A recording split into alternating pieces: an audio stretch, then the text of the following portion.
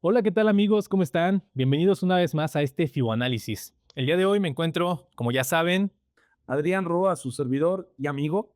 claro que es un gran amigo y es un gusto estar aquí con mi amigo y profesor, el maestro Adrián Roa, un servidor Miguel Salinas. El día de hoy tenemos un tema muy interesante porque es algo de lo que se ha estado hablando mucho y que tiene mucho interés en el contexto actual de la economía mexicana, específicamente en materias de comercio. Se podría decir que hoy en día nos encontramos en la antesala de la revisión del TEMEC, ¿no? Recientemente el secretario de Economía, Marcelo Ebrard, anunció Anunció precisamente que comenzaban las negociaciones de la revisión, Luis Miguel, de la revisión, ¿no? Con ya oficialmente con el representante de la USDA. Exacto. Entonces, bajo ese contexto, vamos a revisar un poco y hablar un poco acerca de los resultados de comercio exterior que tuvo México en este 2025, los cuales se dieron a conocer el 27 de enero por parte del INEGI y los cuales, pues, no estuvieron nada mal, ¿no? Yo diría que fueron buenos. Definitivamente, yo creo que sorprendentes en alguna situación. O sea, podríamos comentar que fueron mucho mejores de lo que esperábamos, porque usted deberá recordar que cuando comenzamos el año en 2025, toma el poder Donald Trump. Donald Trump. Y entonces los vaticinios eran francamente decepcionantes. Dice, viene con toda su andanada de aranceles, Aranceles. va a afectar a todo el mundo y nosotros vamos a ser de los más afectados. De tal manera que se esperaba que los números en materia de exportaciones bajaran radicalmente, cuestión que no sucedió, Luis Miguel. Que no sucedió.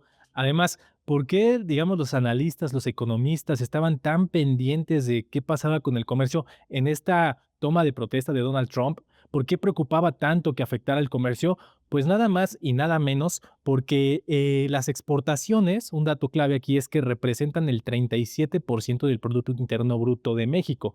Y ante las previsiones de bajo consumo, baja inversión y de un crecimiento bajo, eh, ahora sí que el comercio era lo que se esperaba desde inicios de 2025 que ayudara, ¿no? A este crecimiento económico. Entonces, teniendo en consideración que representa el 37% del PIB, pues decir, si el comercio baja, pues nos va a afectar a todos. Era una situación muy importante, como bien dice usted. El entorno era deprimente en un momento dado. El consumo desacelerando, la inversión a la baja completamente. Entonces, nos quedaba el motor de las exportaciones. Y dice, con esta situación, los resultados van a ser completamente caóticos. Y eso no sucedió así. De hecho, como sabe usted, también el INEGI dio números con respecto al último mes del trimestre del 2025, en este caso de diciembre, y los números fueron también alentadores en materia de consumo. Consumo respondió Mm. y los números finales en materia de exportaciones, pues también respondieron. Más de 600,000 millones de dólares en exportaciones y un superávit comercial de aproximadamente 1,000 millones de dólares.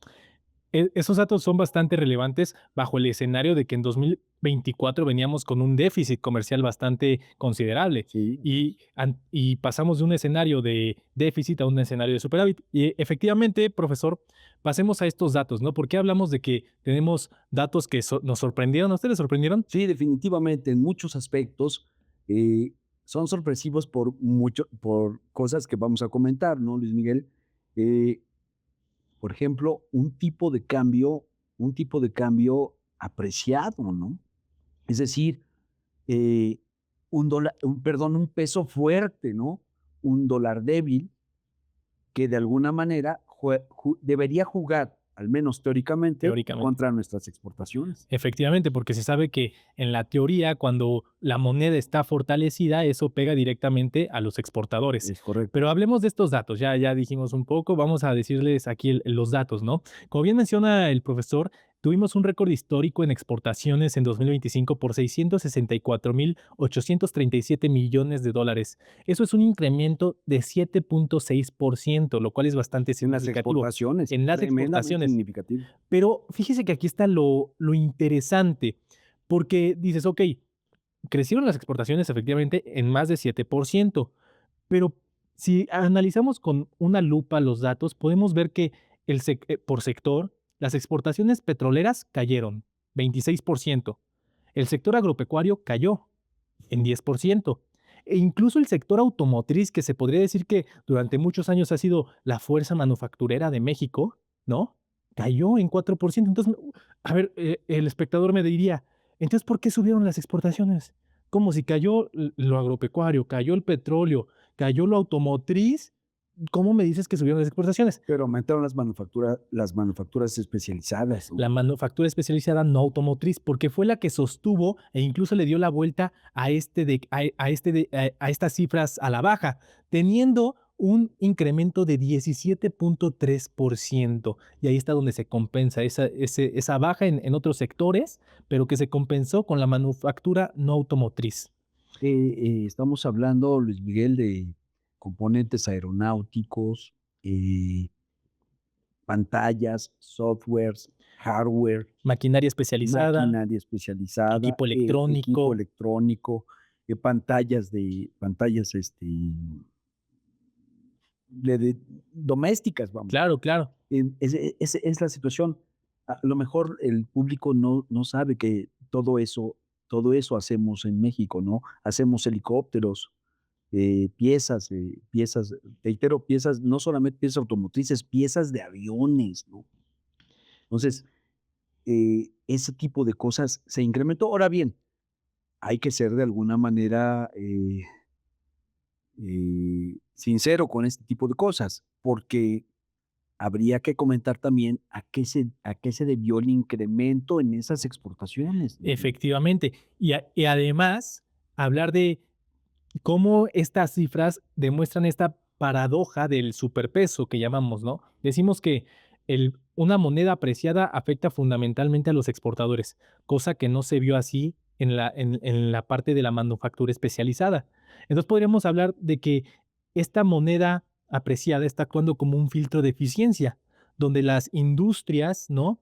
Menos, con menos márgenes, como lo es la agropecuaria, como lo es la petrolera, pues sí tuvo su impacto a la baja. Digamos que por diversas cuestiones, entre ellas la apreciación de la moneda, sí afectó sobre todo al sector agropecuario, ¿no? Porque Definitivamente sí nos afectó, es un hecho. Afectó a gran parte de la economía, pero la economía más competitiva, salió mejor salió mejor librada, ¿no? librada. Y usted preguntaba, ¿por qué pasa ¿Por qué esto? sucedió? ¿Por qué está sucediendo? Bueno, de primera instancia, no debemos soslayar, y creo que fue el componente principal de este incremento en las exportaciones, el hecho de que la amenaza de aranceles provocó que los importadores de los Estados Unidos incrementaran sus compras.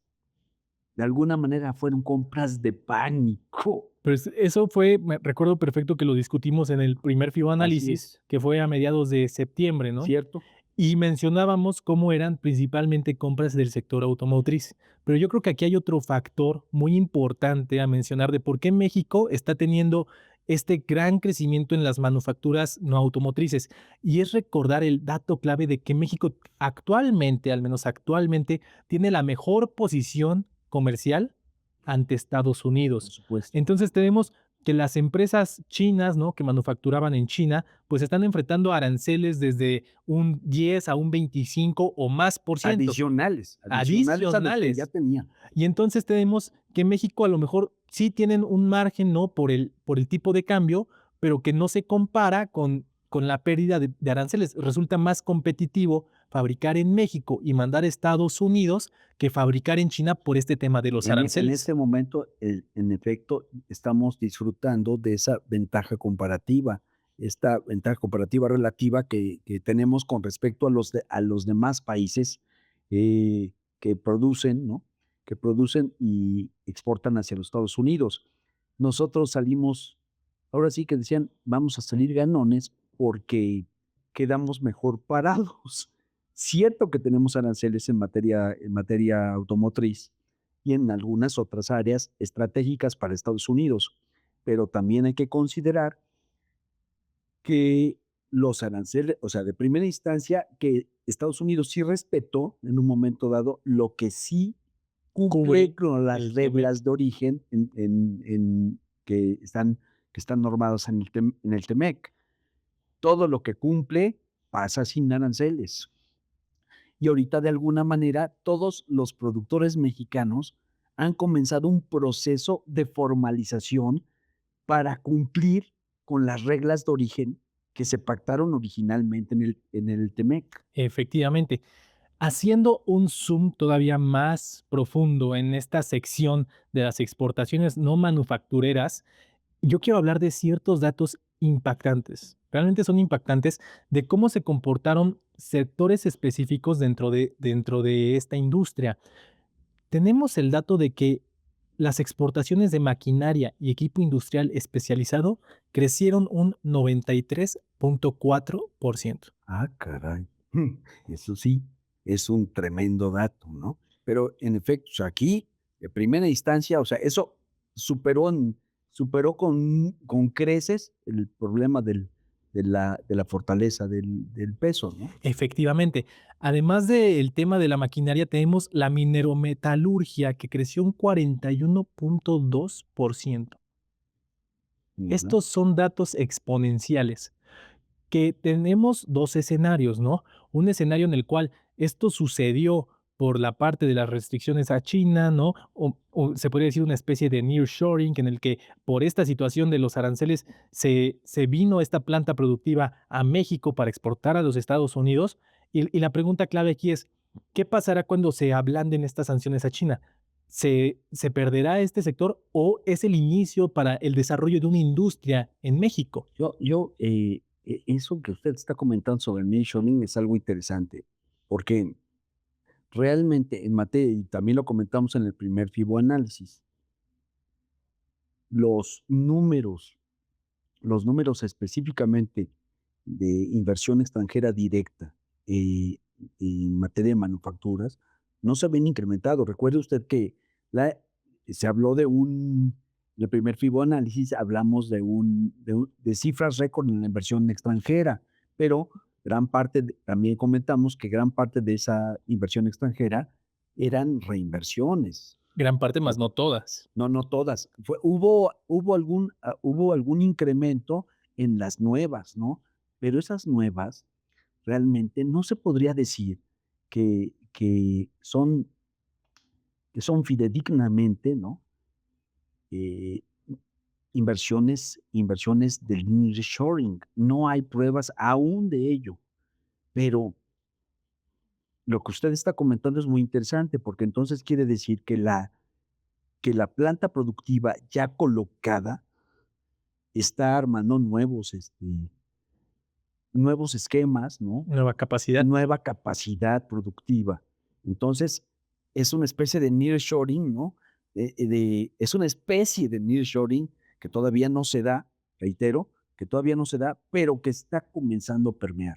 Efe Eso es algo interesante, extremadamente interesante. Efectivamente, ¿por qué? Porque resulta que estamos en el escenario en el cual México, para los inversionistas, para los empresarios, está en un punto clave que no se menciona.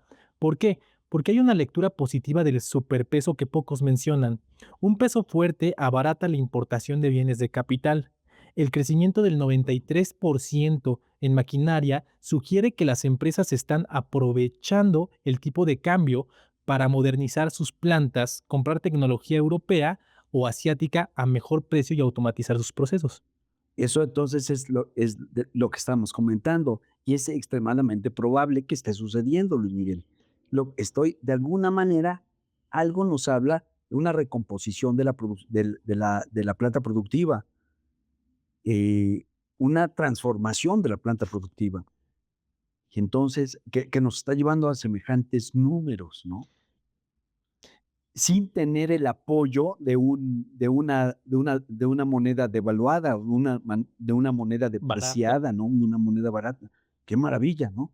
Que esté sucediendo eso. Ahí ya hay pruebas recientes de que algo está sucediendo. Evidentemente, es decir, no sabíamos qué iba a pasar con este tema de los aranceles, pero hoy, un año después, con Ujú. estos resultados, ya empezamos a ver luces, ¿no? De lo que está pasando, qué lo está ocasionando, y la pregunta aquí es, ¿y qué puede generar? Porque, es decir, esto se va a quedar, como mencionaba, en algo de los aranceles a China, por lo pronto producimos en México, o se va a traducir en inversiones, aprovechando el tipo de cambio apreciado para tener bienes de capital más económicos Importar bienes y de entonces capital tener una planta productiva más grande más grande en enfocada México. en el mercado estadounidense. Es completamente correcto. Y ahorita que como usted comentaba, que nos dirigimos hacia la revisión, que ya comenzó formalmente el Las proceso de pláticas. revisión y las pláticas de la revisión, eh, se está hablando precisamente de una nueva, pues, de un nuevo enfoque, digamos, ¿no? De relanzamiento del acuerdo. Nosotros estamos alineándonos. Eh, he escuchado muchas críticas, ¿no? Y usted sabe perfectamente, yo soy extremadamente crítico en este tipo de Usted cosas. es el primero. Y soy el primero que critica. Pero, pero sí podemos decir que están sucediendo cosas. El asunto de los aranceles que estamos poniendo nosotros a China. De alguna manera sí nos estamos alineando a una política comercial norteamericana. Es de preocupar también el asunto, de alguna manera la pelea, ¿no? O la reyerta ahorita que traen estos muchachos de los gringos con los canadienses, ¿no? Sí, Porque si estamos excluyendo a Canadá del del acuerdo, tratado. nosotros somos, sin lugar a dudas, los afectados. Estaríamos hablando de 2 acuerdos De bilaterales, ¿no? acuerdos de 2 acuerdos bilaterales. Si es que subsiste, por ejemplo, el de Canadá con Trump, pero vamos, se piensa remotamente que eso pudiese suceder, no lo creo. Estamos hablando de 3 países que están ahora sí tremendamente compenetrados, es un hecho. Y que las políticas que se están llevando a cabo, incluso, por ejemplo, la arancelaria que está tomando en cuenta México contra China, contra los países asiáticos con los cuales no tenemos tratado, se está alineando con la política de Norteamérica y su nuevo enfoque, ¿no? Efectivamente, porque este dato del incremento, ¿no?, en las exportaciones de maquinaria y equipo industrial especializado, de equipos eléctricos y electrónicos, de minerometalurgia, de instrumentos profesionales y científicos, nos habla de un fortalecimiento regional de las cadenas de valor. Es decir, no estamos mandando, o sea, ¿qué estamos mandando, no? Estamos mandando maquinaria y equipo especializado a Estados Unidos. ¿Para qué? Para que, es decir, se ve el armado de esta cadena de valor con un enfoque regional, que es honestamente lo más conveniente digamos, el bloque americano occidental de Y Norteamérica. que lo diga usted, Luis Miguel, porque, la verdad es que suena todo irónico, pero desde que se renegoció el acuerdo original, una de las cosas que comentaba Trump era que iba a modificar las reglas de origen. Hubo quien puso el grito en el cielo. No, dices, ¿cómo? Si pone, por ejemplo, en automóviles, la regla de origen al 75% El para tratado. respetar el arancel cero, etcétera, nos va a complicar tremendamente las cosas. Y entonces hubo también quien dijo, eso nos conviene, porque finalmente las cosas se van a hacer en Aquí. el área. Y eso, precisamente, es lo que está ocurriendo, según lo que usted está comentando. Es exactamente lo que está ocurriendo. Por tanto, pareciera, reitero, parece irónico, porque estamos hablando de alguien que amenazaba con hacernos daño y que de alguna manera, relativamente, ¿no? Relativamente, efectivamente. Nos está haciendo nos está haciendo benéfico. Sí, ahora sí que yo pienso en el ejemplo, ¿no? De la mamá que es muy estricta con su hijo, Pues que sí, aparentemente le hace daño, pero a largo plazo está pero estamos creando hablando de una mamá ciertas, muy le está excéntrica, ¿no? generando bases fuertes y sólidas, ¿no? Es un hecho. Ahora, con todo lo que hemos analizado ahorita, ¿no? Con todos estos datos, yo me atrevo a hacer un argumento o una suposición, ¿no? Un poco atrevida. Es decir, bajo el contexto de que en los años 80, bien sabemos que se reconfiguró la industria mexicana a pasar de ser una economía petrolera a ser una economía Cerrada, y a pasar a ser una economía abierta que pasó de depender del petróleo a depender completamente de la manufactura, y específicamente la manufactura automotriz y lo relativo, ¿no? Las autopartes, etcétera.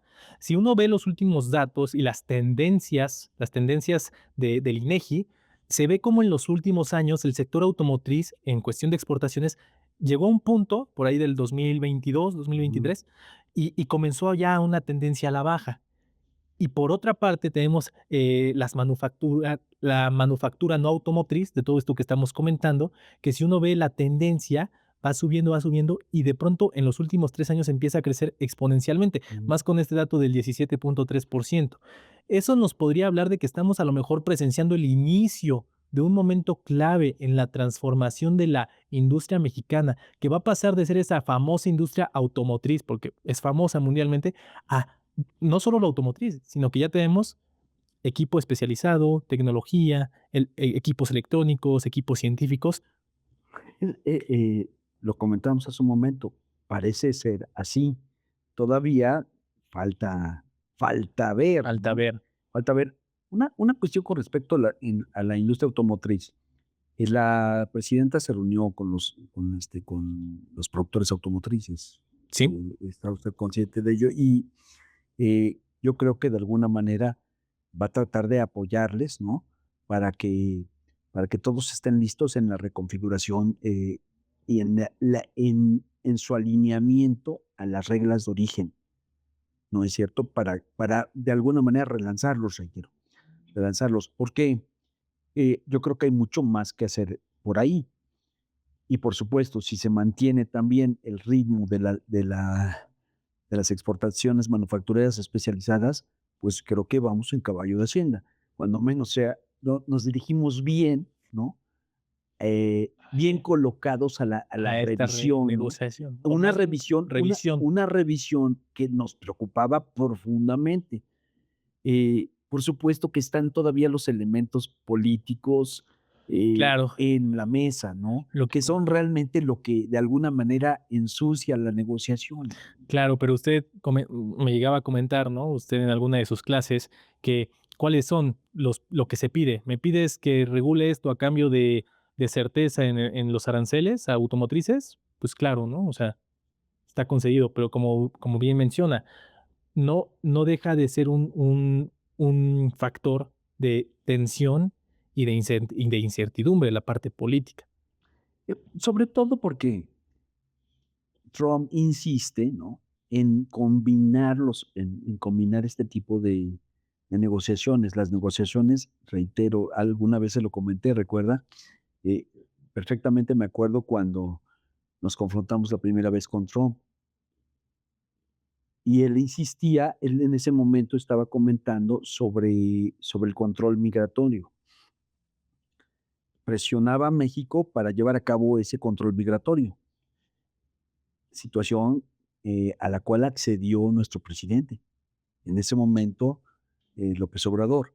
Deberá recordar que mandó cerca de 23,000 elementos a la frontera, de 123,000 elementos a la frontera y controló de alguna manera, ¿no? El flujo migratorio, que llevaba camino hacia los Estados Unidos. Trump lo presumió como un tremendo logro. Me dije, ahí está, yo prometí, No que no, no que no, no que no. no que no. De alguna manera nos presionó, o sea, comenzó a combinar, ¿no? Comenzó a combinar los argumentos políticos con los argumentos económicos, Económicos. que te dice cualquier analista de relaciones internacionales que nunca debe hacerse. Pero al final de cuentas, como usted mencionaba, los analistas, ¿no? Sus asesores tal vez le mencionaban, pero al final le dio resultado. Ah, no, a Trump le dio, pero perfectamente el resultado. Nosotros tuvimos que acceder y, sí, como usted puede ver, hemos accedido y Y accedido y accedido. accedido y accedido. Y creo que todo este análisis nos sirve para decir, finalmente no, económicamente hablando, pues Estados Unidos no es nuestro enemigo, es nuestro principal aliado. Dependemos en gran medida de las exportaciones que hacemos a ese país. Y asimismo ellos también dependen de cierta medida en nosotros. Entonces, a veces ese pensamiento, ¿no? Dicotómico de es nuestro enemigo, son buenos, son malos, pues no va por ahí, ¿no? Va más por analizar, cuáles son las cosas que están sobre la mesa y cuáles son, pues, los riesgos, las oportunidades que puede presentar, pues, para nosotros. Así es. Ahora sí que usted escogerá el argumento que usted desee, ¿no? Si se va por la parte política, pues hay muchas cuestiones controversiales, ¿no? Muchas. Está el asunto de la soberanía, hacemos todo lo que nos dice el imperio, ¿no? Eh, ahora la pregunta es, ¿por qué lo hacemos, no? También yo creo que ahí conviene, de alguna manera ser solidario con la presidenta, ¿no? Yo entiendo las críticas, pero es muy crítico también el momento que estamos viviendo en este momento en materia económica. Claro, cualquiera puede con la mano en la cintura hablar desde el punto de vista político, moral, pero sin tener los datos económicos, presentes. Pero cuando uno entiende la profundidad y el impacto de estos datos, pues, como dice, puede ser más solidario con la presidenta. A ella le toca de alguna manera velar por todos nosotros, ¿no? Sí, no me imaginé escucharlo decir eso, Es un hecho, ¿no? O sea, que ser solidario con ella, por supuesto, pues, si a ella le va bien, a todos nos va bien. Esa es una situación real. Por eso sí, usted sabe, soy crítico y me molesta que tomen decisiones que no provengan de un de con una fundamentos. de un fundamento racional y conveniencia, ¿no? Efectivamente. Ese es todo mi punto. O sea, ahora sí que en aquella máxima de los chinos, ¿no? Este, eh, que la atribuían a uno de los primeros de los últimos primeros ministros de China, que decían: "No importa, ¿verdad? No importa si el gato, no importa en este caso, que el gato sea blanco o sea negro, lo importante es que case ratones". Ese es el punto, ¿no? Qué buena analogía, qué buena analogía. Profesor, creo que el día de hoy hemos tenido una discusión bastante fructífera de la cual pues se puede sacar bastante provecho, se pueden hacer bastantes previsiones. Me gustaría darle la palabra para que usted nos pueda dar el cierre de todo lo que hemos discutido hoy en la antesala de de la revisión del TMX y los resultados los resultados comerciales del último año. Bueno, a mí la verdad le comentaba que se me hacía irónico, ¿no? Finalmente, eh, en un entorno que la verdad se ve disfuncional. Tenemos una luz siempre ahora sí que que se ve en el túnel, ¿no? Una luz que viene de afuera, ¿no? Entonces, yo creo que hay que aprovechar las oportunidades. Yo la presidenta, de alguna manera proclive al diálogo, ¿no? Al menos en materia económica. Se sentó con los banqueros, se sentó con Con los economistas economistas, apenas. se sentó con los automotrices. Entonces, la veo escuchando cosas que debe escuchar. No todas son sus ideas. De alguna manera, ella tiene que apoyarse también en todos ellos. Y todos tenemos responsabilidad con este país. Qué mejor manera de cerrar este FIBO-análisis. Pues bueno, ya escucharon lo que pasó el último año, a pesar de todas las presiones que tuvimos en materia comercial. No todo es el PIB, es importante, yo cerraría con eso, ¿no? Si bien tuvimos un crecimiento casi nulo en el PIB, a veces puede muchas veces cegarse por ese dato que vaya que es importante, pero Ujú. cuando analizamos, como yo digo, con lupa lo que está sucediendo, se pueden ver otros escenarios. Se vislumbra, ¿no? Sí, Se vislumbran otros. otros escenarios y como dice mi buen amigo el profesor, oportunidades, oportunidades que hay que saber aprovechar. Sin nada más que decir, me despido de este bioanálisis. Muchas gracias a todos. Muy amables, muchas gracias.